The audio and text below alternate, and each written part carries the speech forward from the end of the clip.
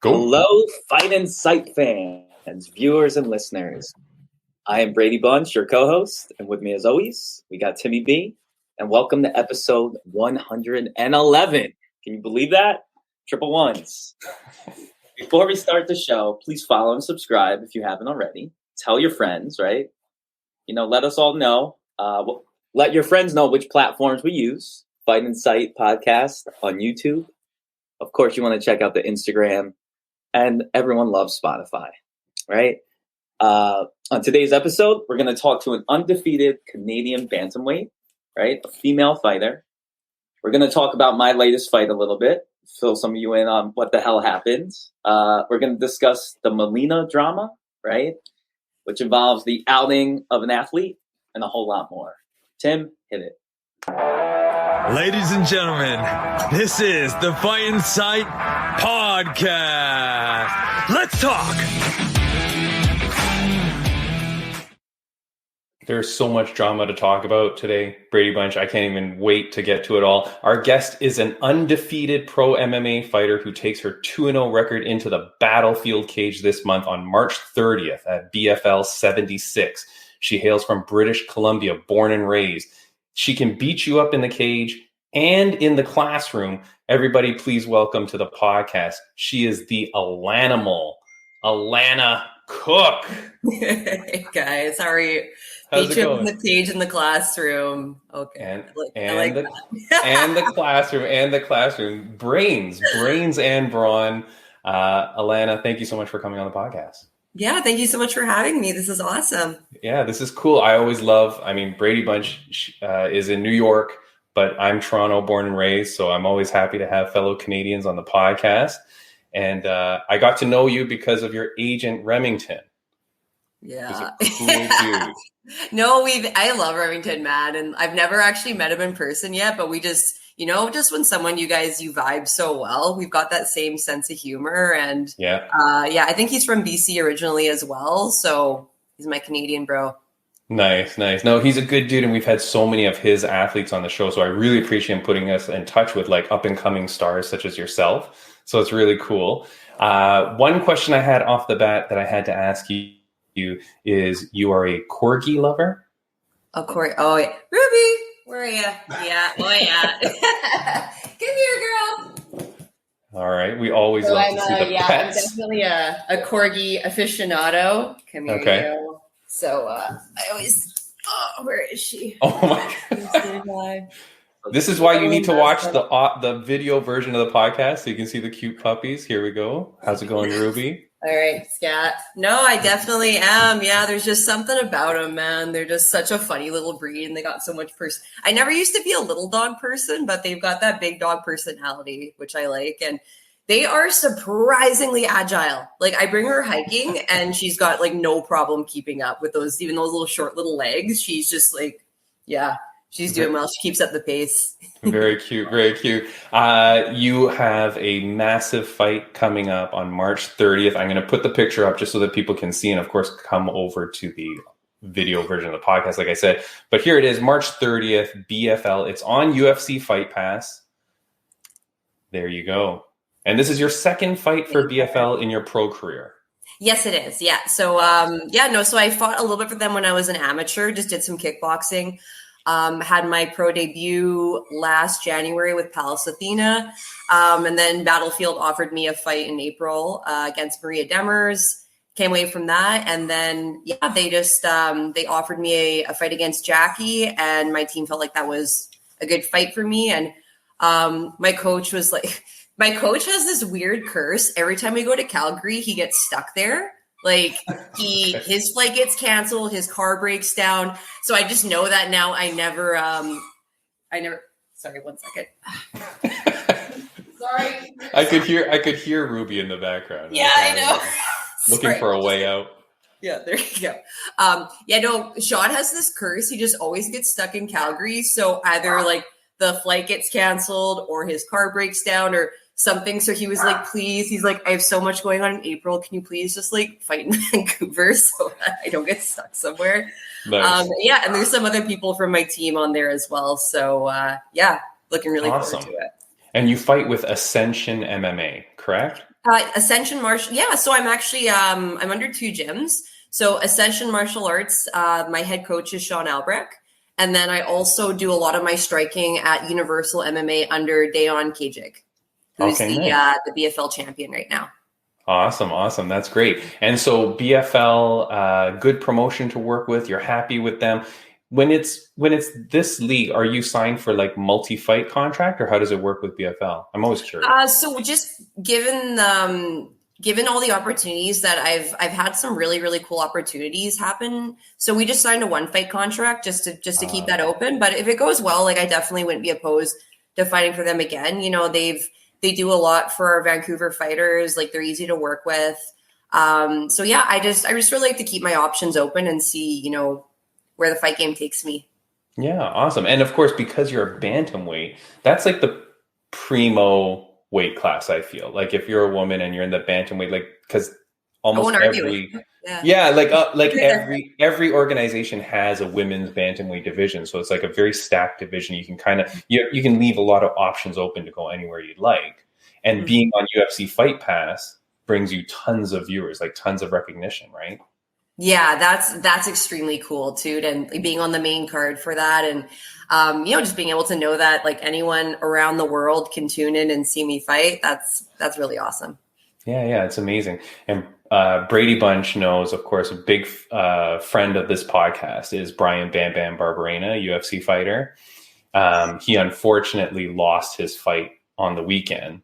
But I wanted to raise something with you because you said, hey, when they offered me this opponent, my team and I thought this was a good fight.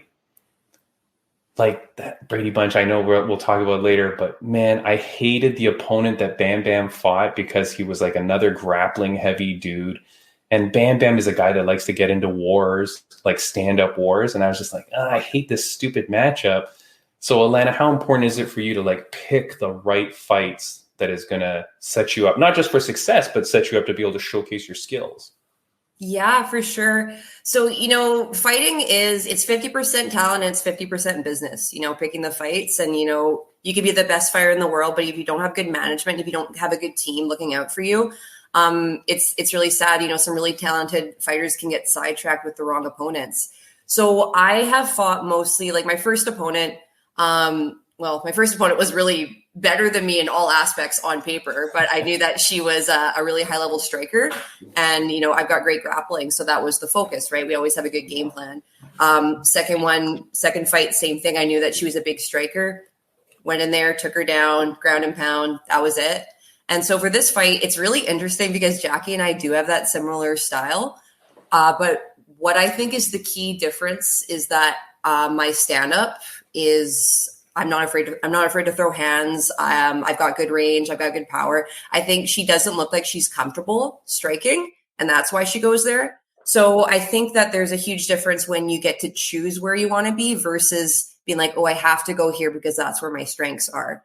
And yeah, just having a coach that knows me better than I know myself sometimes. You know, sometimes I'm like, I want to fight that person. I don't want to fight that person. And he's the one who's like, you know, like you can do it. And more often than not, he's like, he's on board. And Jackie and I have kind of been eyeing each other up for a while. So I knew that this was always probably going to happen. And I think it's going to be a really exciting fight because we're both, you know, tough as nails. We're both scrappy. We both love ground and pound. So yeah, it's going to be a lot of fun.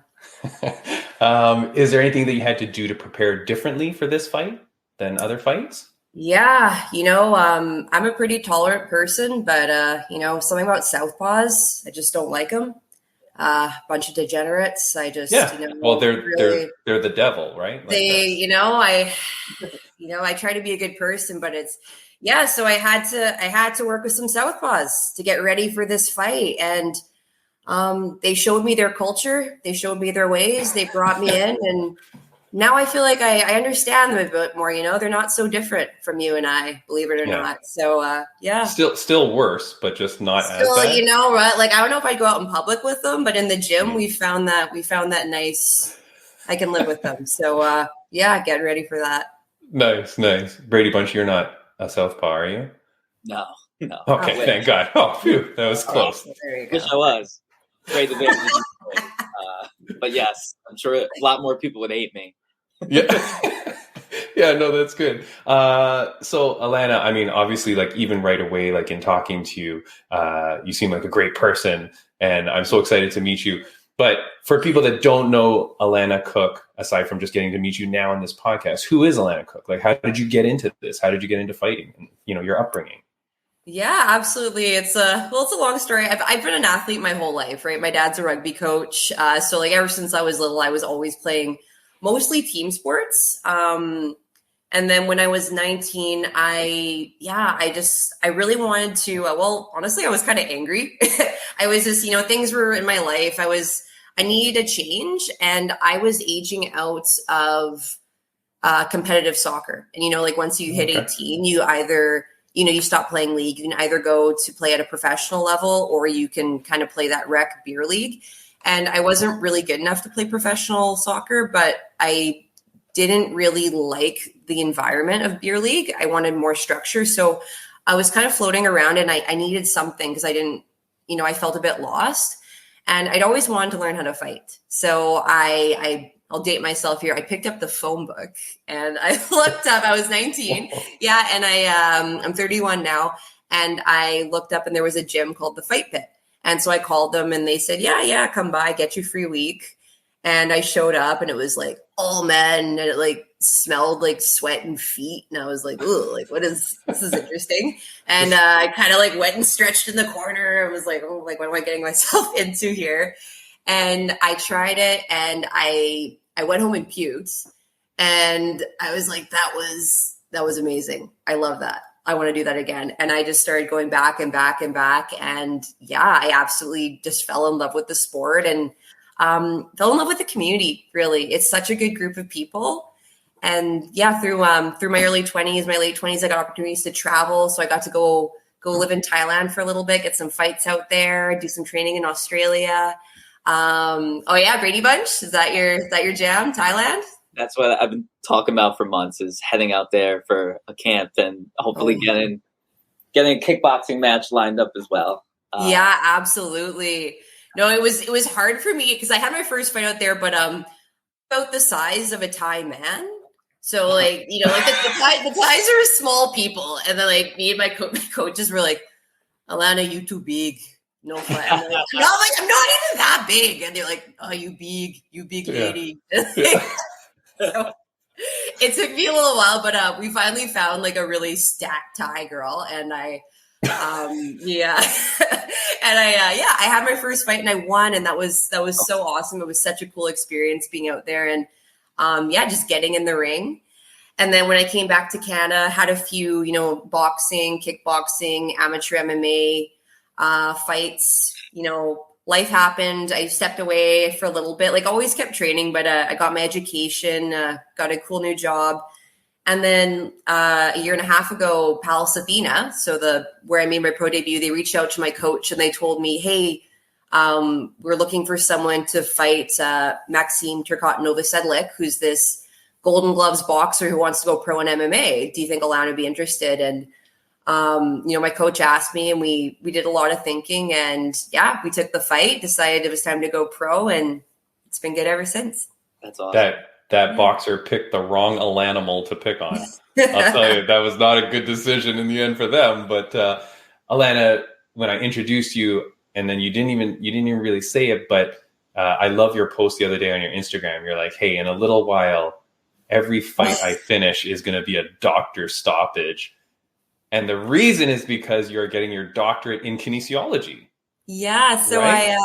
I'm a kinesiologist graduate as well. So. Oh, are you? Okay, perfect. Yeah. So I'm actually currently a professor at UBC. So I have my master's in Indigenous land-based education, and I'm Métis, and I teach a course about Indigenous sport and physical culture in settler Canada, and I've been really enjoying teaching. Actually, it's pretty similar to coaching. I can't make them do push-ups or burpees or anything, but I like that idea. You could. Yeah, I could. Yeah, exactly. Yeah. I like the transfer of knowledge, and it's really cool to be able to promote reconciliation in Canada and work with the next generation.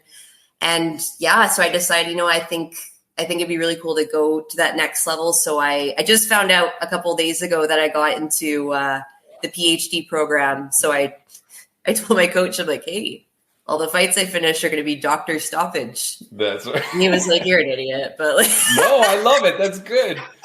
I mean, you might have to change your nickname to Dr. ALANAMAL. Exactly. You know what I mean? But like, yeah, no, that's awesome. Congratulations. Dr. ALANAMAL. And so I like hearing about Dr. ALANAMAL. No, my boyfriend calls me about Dr. Professor Meathead, so I'll be Dr. Meathead now. There you go. All right, well, I like hearing about the Métis heritage. I love that too. On this podcast, way back in the early days, we met a girl who was running a fundraiser for Indigenous awareness, and we supported that. And we went out there and did that because of all the craziness that goes on. I can talk to you about this offline forever, Alana. But I did want to raise because I saw that you have something called Walking Like Warriors. So I wanted to give an opportunity for you to talk about that because that is so cool. Oh, thank you. Yeah. So I find a lot of the time when people either find out they have some Indigenous heritage or they find out that they always say like, well, what do you get? Well, what do you get for that? You know? And what I tell my students is that it's not about what you can get. It's about what you can give.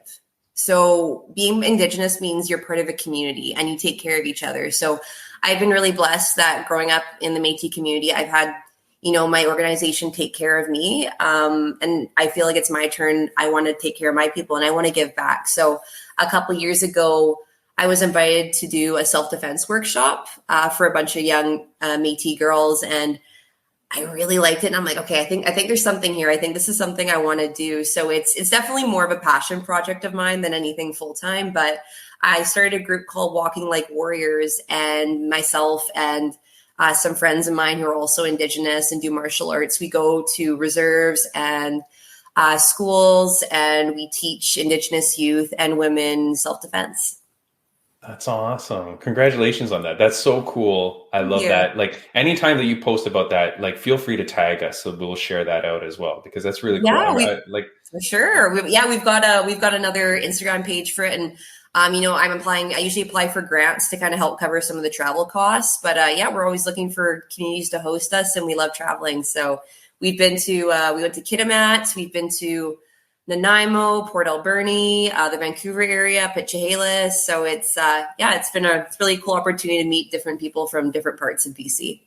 Yeah, that's awesome. Congratulations about that. That's a good story. I do want to get to a few questions that we had people write in, if that's okay, because I know we're coming on time, but I want to get through to a few questions.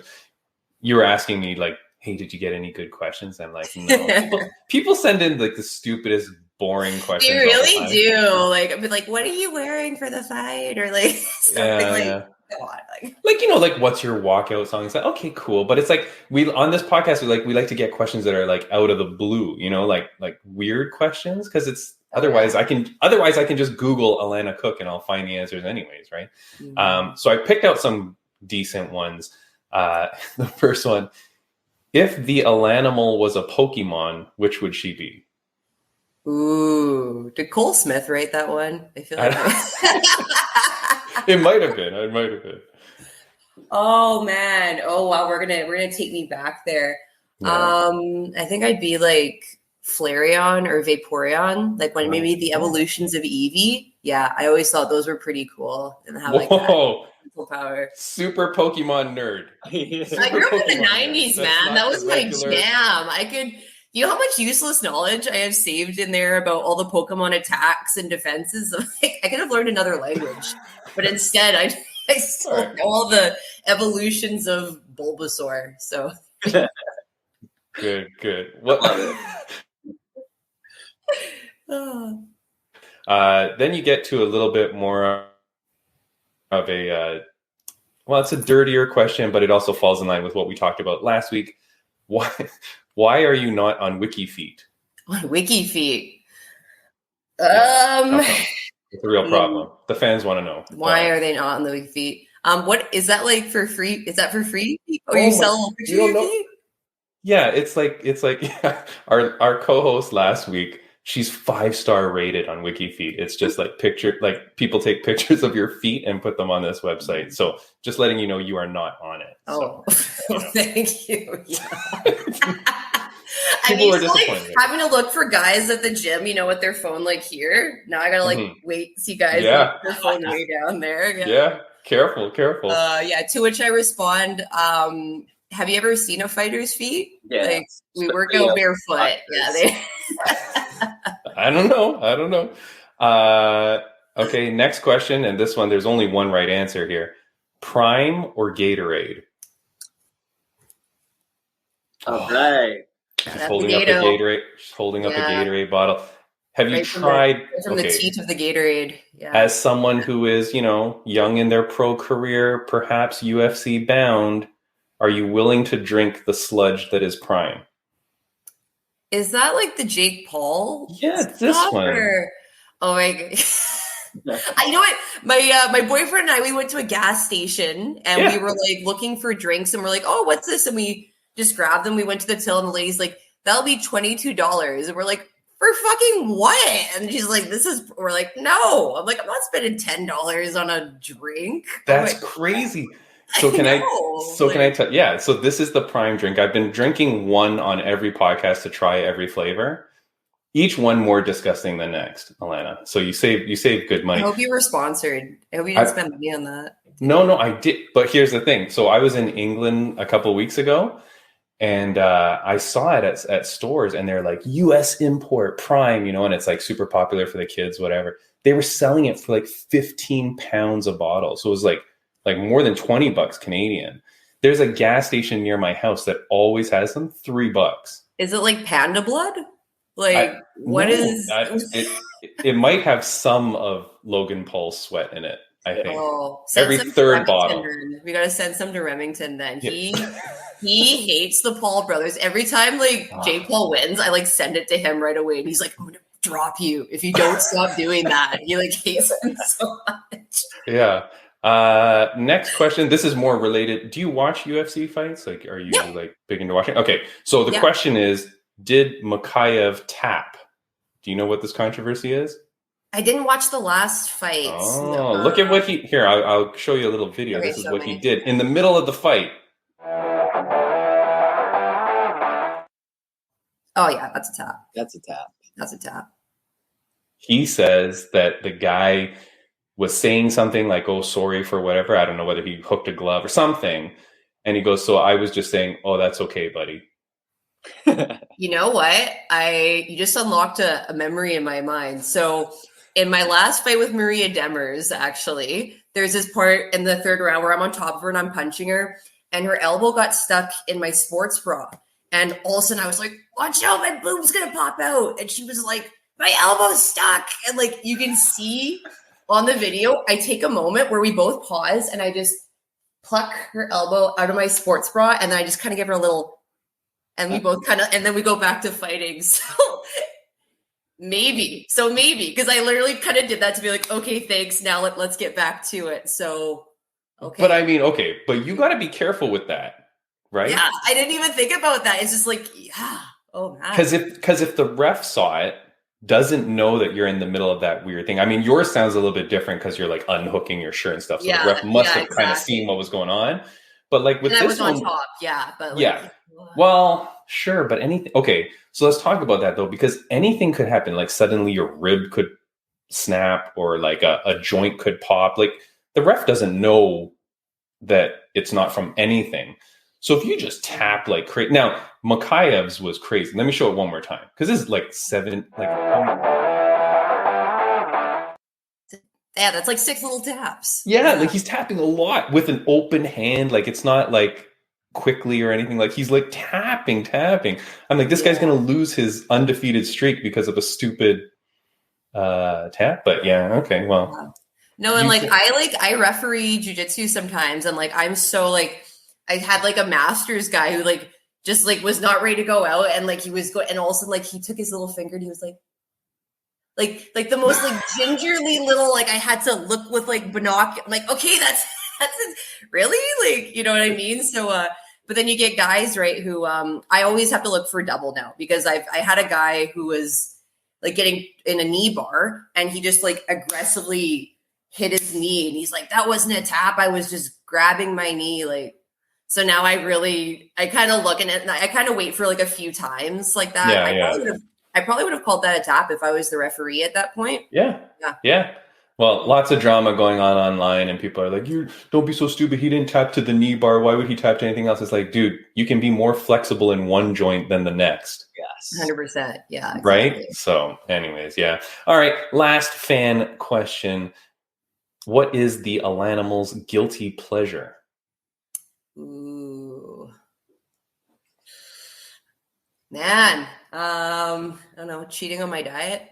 Yeah. Okay. Well, what do you like to cheat with? What's the food wise, I've been pretty good right now. I've got a good nutritionist, so it's I have these protein donuts right now, and like it was really funny because like I'm so bad for like if it fits in my macros, I love it. So like, I'll get like the little keto treats and the stuff, and my nutritionist Sean, he's the diabetic fighter. He's like, you know that you're not supposed to have this. And the other night, I this donut company called Sweet Success. They make like cookies and donuts, and they're so good. And literally, Sean was messaging me being like, "You can't eat any more of these keto stuff." And literally, in the next message I got, Sweet Success is like, "We'd like to sponsor you and send you a bunch of free donuts before your fight." And I just sent him the screenshot, and he was like, "Alana," like so. Well, I wait. just So like, well, if I can't miss weight. I'm sponsored by a donut company. Like I will. People will never let me live that down if I miss weight. But okay, but hold on. But did you partner up with them? Did you take them up on the sponsorship? Of course, Of yeah. course. Yeah. Okay. So Good I just, call. I'll be good the week of a weight cut. I don't, but it's been really nice in my fight camp, just having that like.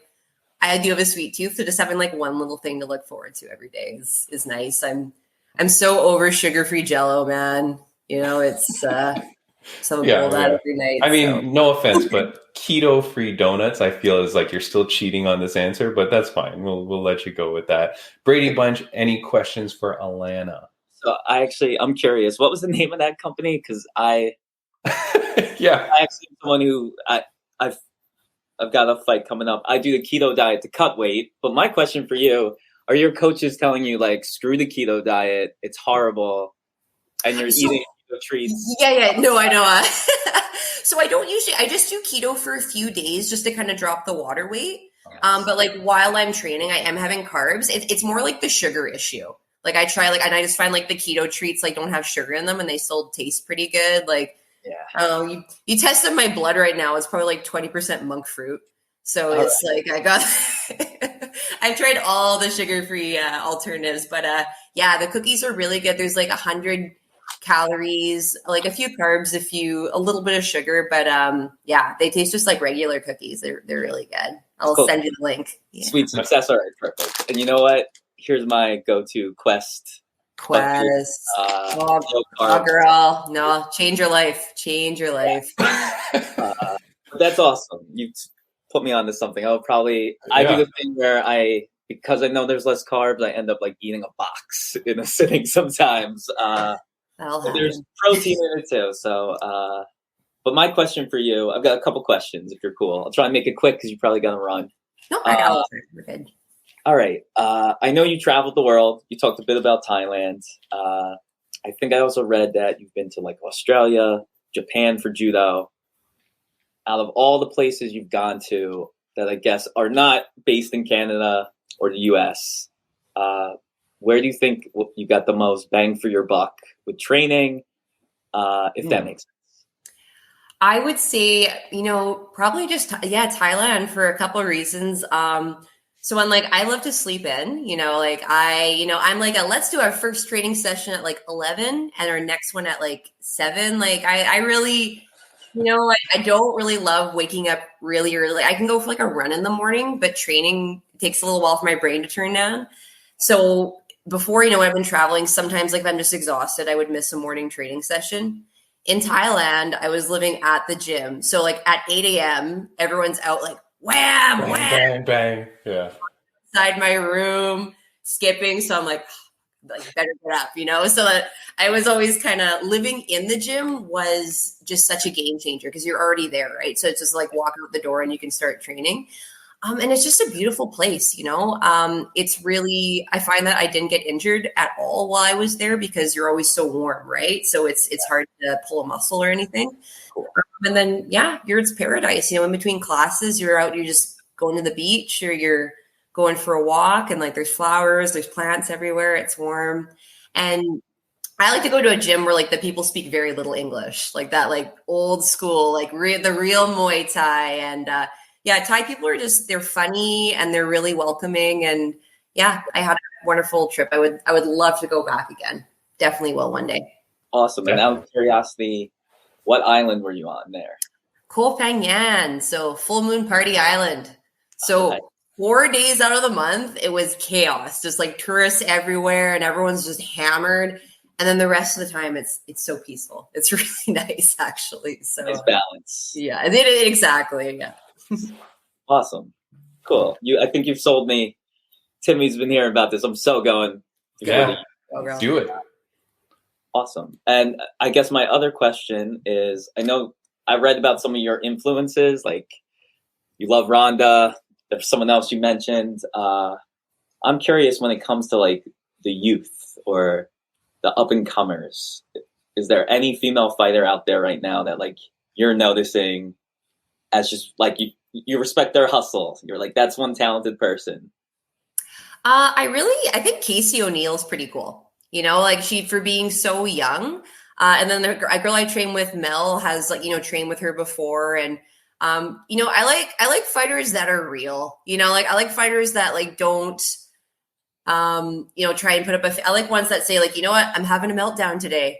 It's really, really hard. I like ones that just, you can be honest. And I feel like she's funny and she's pretty open about, when she is having a bad day or when she is struggling. And then when she is like believing in herself. So I can really relate to that. Like it was really funny when I saw the intro video when you made for this. I'm like, man, I have no poker face. Like you can tell what emotion I'm feeling all the time. Like some people, they get their hand raised and they're just like another day at the office. Too cool. I'm like so happy every time. And like, and I'm always feeling all the things, and I hope that I never get to a place in this career where winning feels like another day at the office, even though it's so hard in fight camp. And I wouldn't have it any other way because it's just awesome to know that we can go through this as a human and come out like that. So, I like it.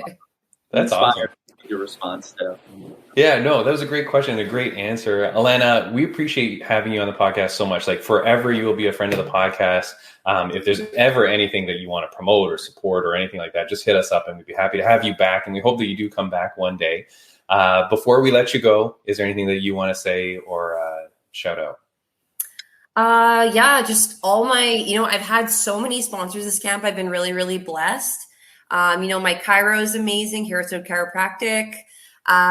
Fuel Maple Ridge has always sponsored me with supplements. My dietitian, my strength and training. Man, there's too many people. Like everyone's been so supportive this camp. I even I had a t-shirt, and like so many people bought it. And it's really awesome to see the love I'm getting. I did go through surgery last summer. So this is my first fight back. And, going through that, like sometimes you think like, am I going to fight again? It's really hard when you're in the thick of it to see the light at the end of the tunnel. So I'm back here and you know what, no matter the outcome, I am so, so proud of myself. And I'm just so excited to continue that journey. That's awesome. That's awesome. So well said, Alana. Thank you so much for joining the podcast. We really appreciate it. Before we let you go, one last question. Who should we have on the podcast next? Someone that you could recommend, someone cool. My buddy Josh Kwiatkowski. He's really funny. Yeah. Did I see an eye roll? I was like, do you know him? Yeah, no, that's exciting. Okay, yeah, no, we will reach out. He's an entertaining motherfucker. Yeah, I think he'd be fun to have on the podcast. I think you guys would have some fun with him. Yeah. All right, nice. Well, we will definitely reach out. Everybody has to make sure that they check out Alana Cook, the ALANAMAL. You're fighting on March 30th. It's on UFC FightPass, so go buy goddamn FightPass. It's an easy purchase. Alana Cook at BFL 76. Alana, good luck with this fight. Kick some ass. will be cheering for you all over the world, cheering for you, giving you good support and love. Thank you so much for coming on the podcast. Thanks for having me, guys. All right. Take See you care. later. Take care. Bye-bye. It's cool. How cool is that? The ALANAMAL, the Flareon, Dr. Flareon. Yeah, I love that. But I wanted to ask, I forgot. I was going to ask, does she have any fears about like training in the future? No fears. No fears. She's kick-ass, no fear, no nothing. I put her Instagram handle at the bottom of the screen. Sorry, I didn't do that during because sometimes it messes up her video, but it's at the ALANAMAL. So go find it, or just come over to our Instagram and you'll see us tagging her and everything. So go check out the ALANAMAL, support Alana Cook.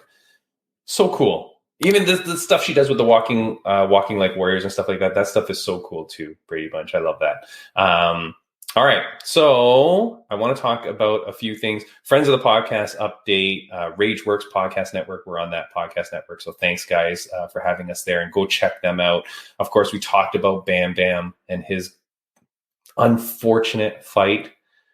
But boy, oh boy, did I like when Alana said fighting is 50% training, 50% business, something like that. I gotta go back and watch that. But 50% training, 50% preparation, 50% business. Get that business 50%. Fuck. Like you got it, you know? I get it. You know what? And then she talked about having like good management and good coaching and all that too, right? And I'm like, yeah, these people gotta say this stuff. I mean, I guess when you're at this top level, look, I believe I can kick ass and beat up anybody in the world, right? Like you got to have that belief in yourself. Yeah. But you know there's also a little bit of, something. Yeah. And I want to talk to him about it. I'm going to talk to him about it too, because when we have him back on the podcast, we always will. I do want to talk about that, about like, where does that selection come from though? How do you think he would do jumping to the BKFC world? No, he said on this podcast before that once he's done with UFC, he's done. Like he doesn't want to go anywhere else. He's UFC born and raised. Being such a brawler, it's like sure. I mean, the only thing that I tried to convince him to get into was pillow fighting.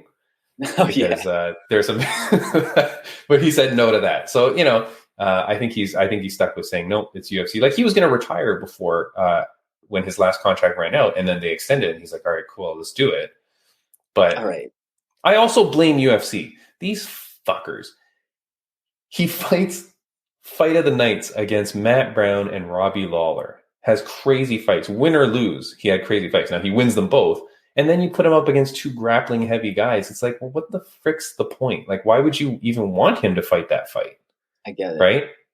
I don't know. I hate that. It's annoying as hell. Is he just a really good company man? That's the thing too. He took this fight on short notice, right? Yeah. So yeah, he's a good company man. I mean, speaking of, do we want to talk about Colby Covington for a second? Yeah, sure.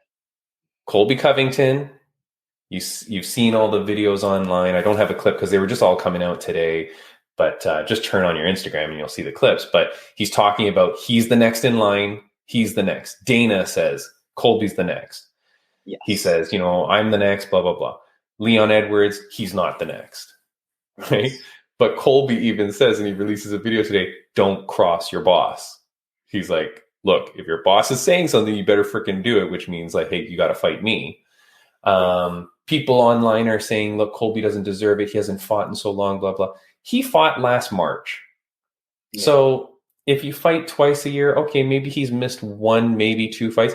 He trained a whole training camp to fight either Usman or Edwards for this fight. He weighed in at championship weight, so he cut weight, did all that, put in the time and effort. I mean, you got to count that as almost a fight. You know what I mean? Like he couldn't fight anyone else because he had to be ready for this to save the company should one of the headliners fall out. Yeah. So are you okay with Colby getting the next title shot? Being as he hasn't really beaten too many people of late. He beat Masvidal. Do you know what? I guess this is my question for you first. Do you think Colby has a good chance of winning? Oh yeah. I think Colby has a good chance of beating anybody. All right. Because in my opinion, what is it? He's lost 2 title fights. Yeah. Part of me. So listen, I'm not so against it. Part of me wishes maybe they had him fight one more fight against what's his face, who thinks he deserves the fight. Who? Bilal? Yeah, right. Maybe have the 2 of them fight, and then decide from there. Like, all right, whoever wins that fight goes and fights Edwards. Right. I'm gonna put one thing out there. I don't think UFC wants Bilal to fight for the title. I don't think so either. Because he's boring, and I don't think people care about him. And if you were watching the fights, I think it was the Joanne Calderwood. He comes out into I'm pretty sure it's that fight. Joanne Calderwood is fighting Carolina Luana, or whatever her name was. And all of a sudden, out of nowhere, the crowd starts roaring like crazy. And even the commentators are confused as to why the crowd starts to roar. And then John Anik is like, Colby just entered the building.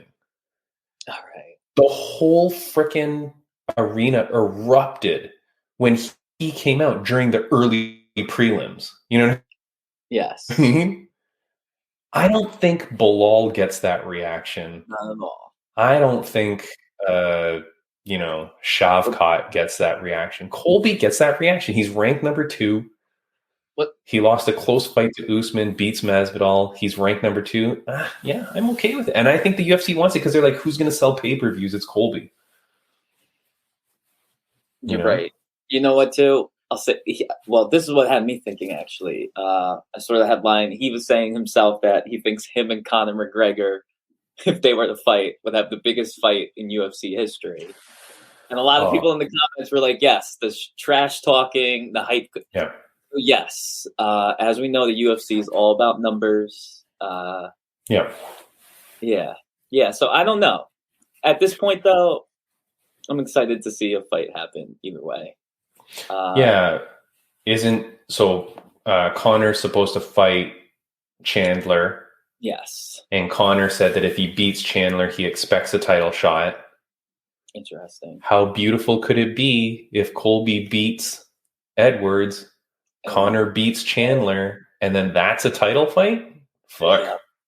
Imagine if fucking Connor gets the belt back after all this shit. After all this shit, where people are questioning if he would ever even come back. With his new giant steroided head. Have you seen McGregor's head? What? It's just getting bigger and bigger. Yeah, his head's getting huge. Isn't that a sign of steroids? Yeah. Right. Yeah. You know what? Here's the thing, though. I get it. As long as he passes his test, we can't talk shit, right? Well, okay, but that's the thing, though. He hasn't passed anything. Have you seen those things online where apparently he hasn't gone back into the USADA pool yet, and USADA has said he hasn't been in the pool. He's supposed to be in for 6 months, pass at least 2 tests before he can compete. And it's getting to the point now where this Ultimate Fighter show that he's coaching, the finale and his fight is less than 6 months away. So people are like, well, what the frick? Are you not going to partake? Yeah. So it makes you wonder, is part of the plan to delay it? Is this like a Brock Lesnar type scenario where... Yeah, are they going to give him some weird exemption, blah, blah, blah, right? Whatever. I'll be happy to see him back. Honestly will. The world will be happy to see him back. But anyways, okay, so Colby's got next. You and I are both on the same page. Yeah, Colby's got next. Give him the fight. Let's see what happens, right? Nobody wants to see Bilal fight for a title. That's what we know. So forget it. I'm really digging Leon now. Oh yeah, cool dude, man. Cool dude. Hope he holds on to the belt. I would like to see him. And a lot of people are saying he's worried about not having strong enough ground game, but I think I feel like they're downplaying his skills a little bit too much. No, he did very well. And look, if you're going to fight Colby, you're going to work on that wrestling defense and wrestling takedown, right? When your opponent is that focused on that, you're going to work on that. And he's got all the time in the world now to focus on that and become better. So, yeah. I would like to see Leon beat him too. I mean, either guy wins, I'm happy. those are both exciting storylines either way. Yes. So yeah. All right. Well, something weird happened while we were gone. So I haven't seen you on the podcast in what? This is like a 4th week, maybe? Like it's been even longer, maybe? At least yeah. At least a while. So there's a lot that's happened back and forth in both of our lives. So do we want to focus on you first or me first? Your choice. All right. Let's do you first. All right. The thing that I'm saving, and so stay tuned on this podcast, I'm going to announce next week's guest at the end of this podcast. You do not want to miss it. You don't want to miss it. All right. All right. So this happened. Now let me pull this up. This happened.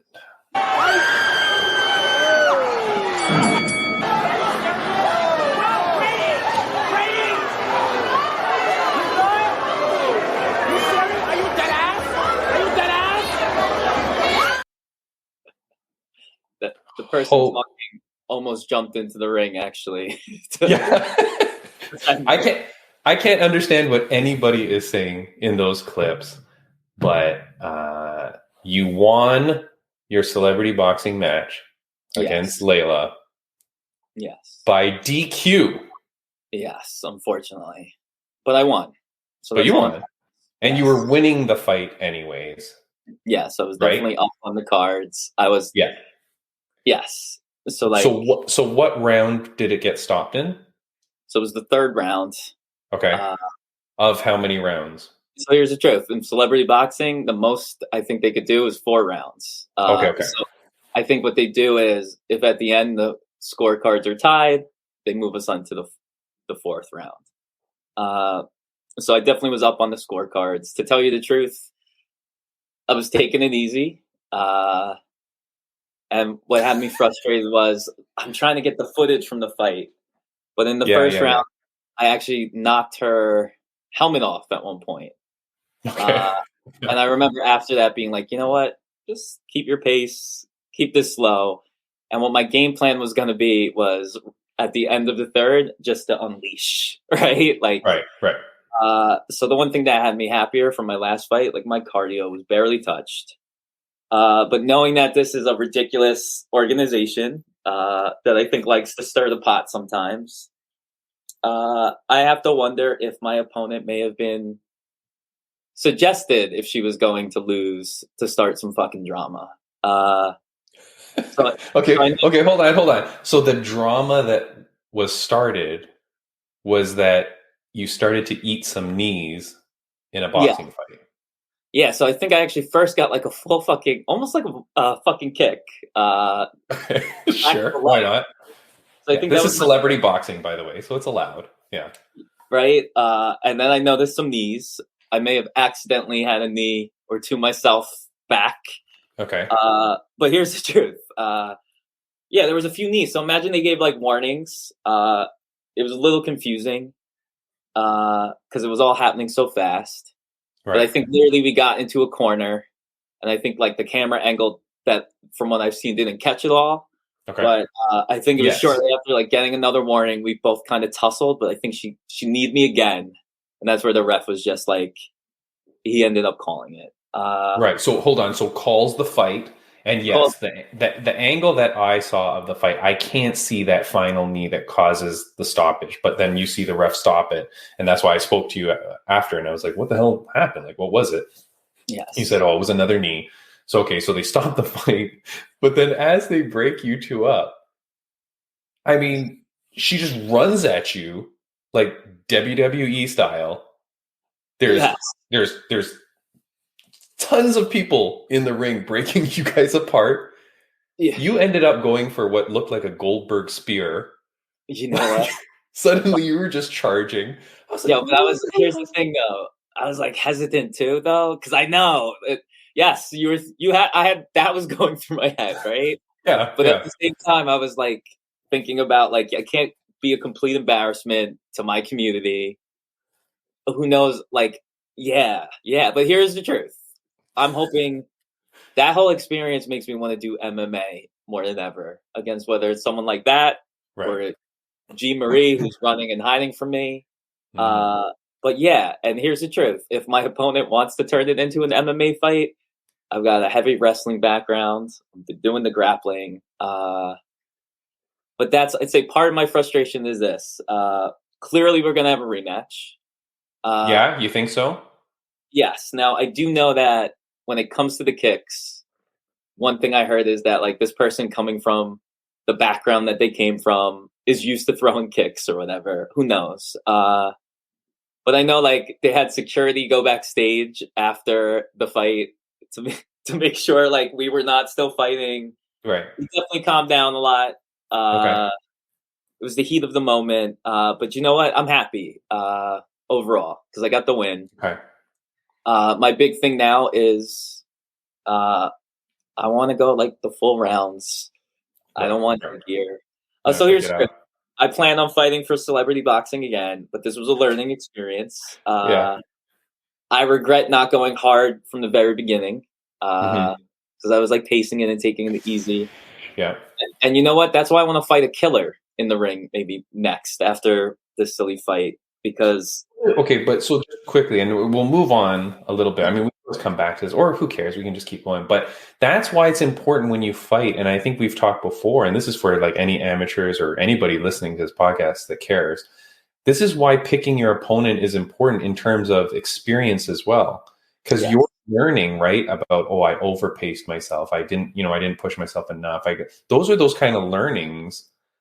That's why it's important that you fight someone who's like of the same experience level. Yes. You can't fight someone with 20 fights because that person, win, lose, or draw, they're learning every time. Yes. And they'll murder you just based off of that knowledge that they've acquired, right? So yeah, there you go. But yeah. And that's why I'm hoping part of me wants to box another man, cisgender man. Sure. But without revealing too much, I am talking to other organizations, trying to get some paperwork and a passport in order. Yeah, the Pillow Fighting League. Yeah. Yes, the Pillow Fighting League, right? Wink, wink. Yeah. The world's greatest trans pillow fighter right here, people. Yeah.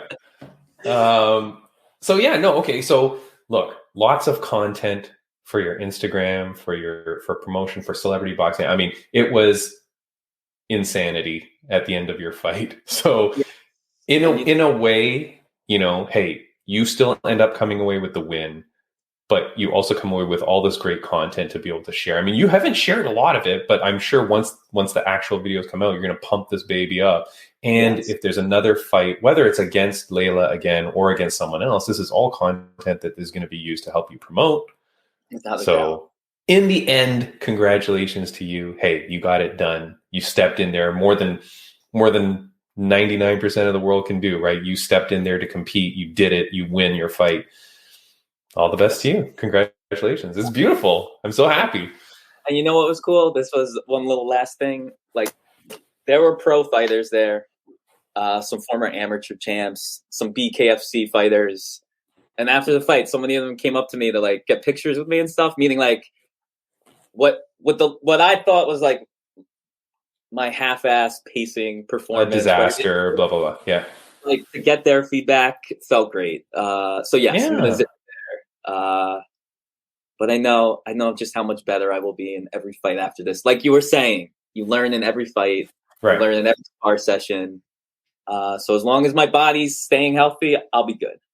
Yes.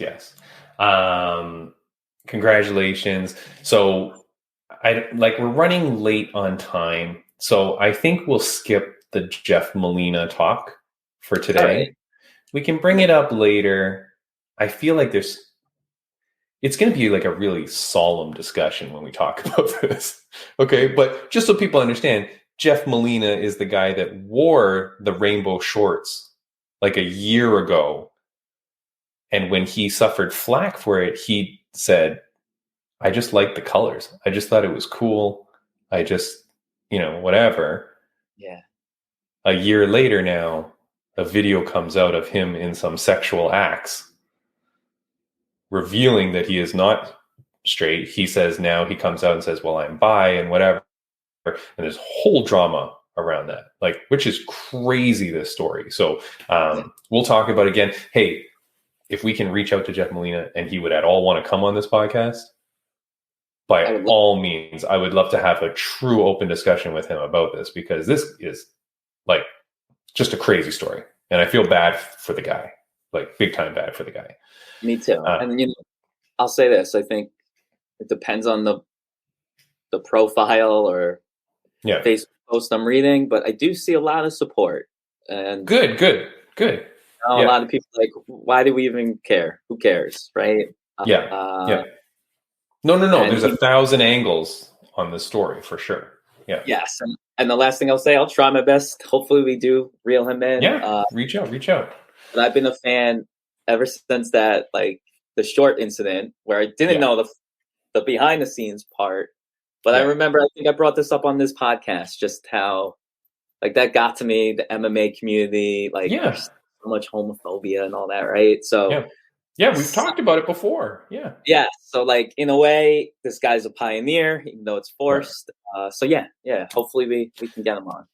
Very, very last thing I'll say on this though, don't forget he is the one guy that has been banned from fighting due to the James Krause betting incidents. Oh fuck! Did you forget that?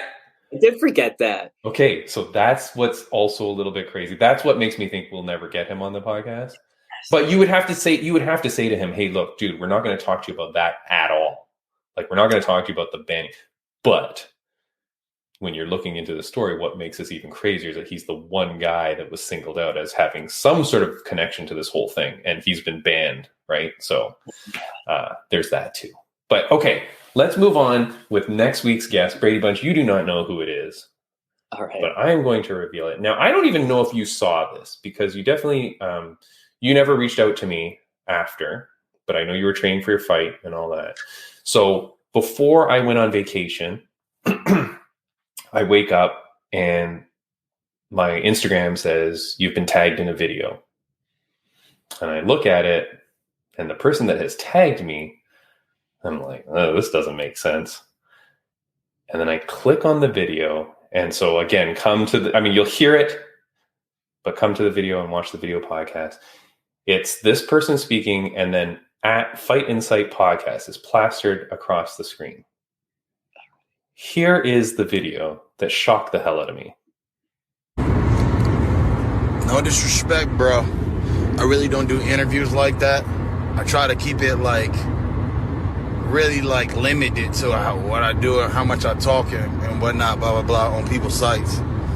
But a friend told me she was looking for me for 2 years.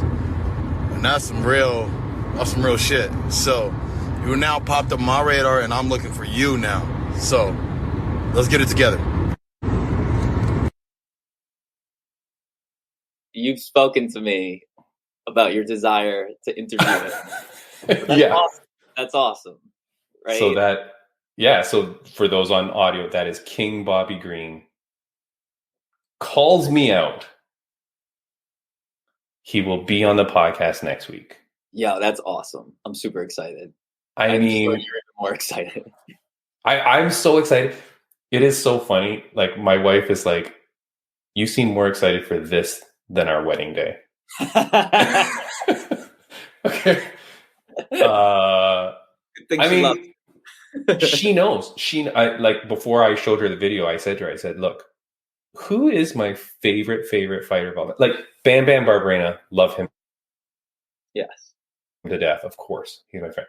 But in terms of just overall swagger and style and just his whole aura of who this dude is, forever, I have been a massive Bobby Green fan. And without saying that to my wife, I just said, who's my favorite fighter? She goes, Bobby Green? And then I showed his video. I couldn't believe it.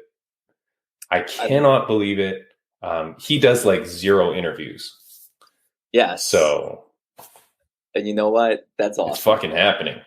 We got to come up with really good questions. So if you are watching this far into the podcast, first of all, thank you.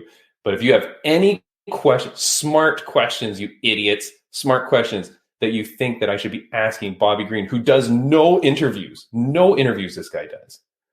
He has a crazy story. If you watch, there's a Fight Life video on UFC that talks about his upbringing a little bit. He's talked about it in the ring before. He talks about having a foster father who like took him in off the streets and blah, blah, who's now his coach and all that, right? Like he has a crazy life, this dude.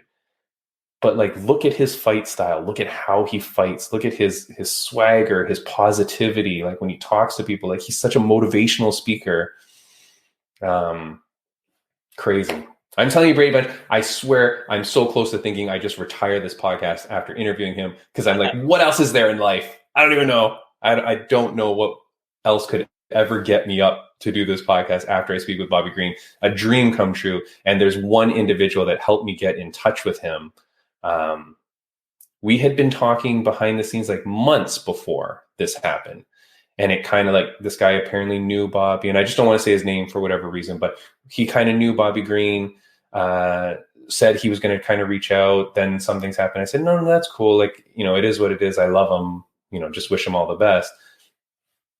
A month goes by or whatever with nothing. And then suddenly that video popped.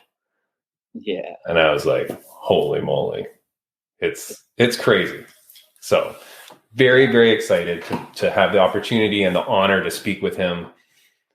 Which day? What, next week? Yeah.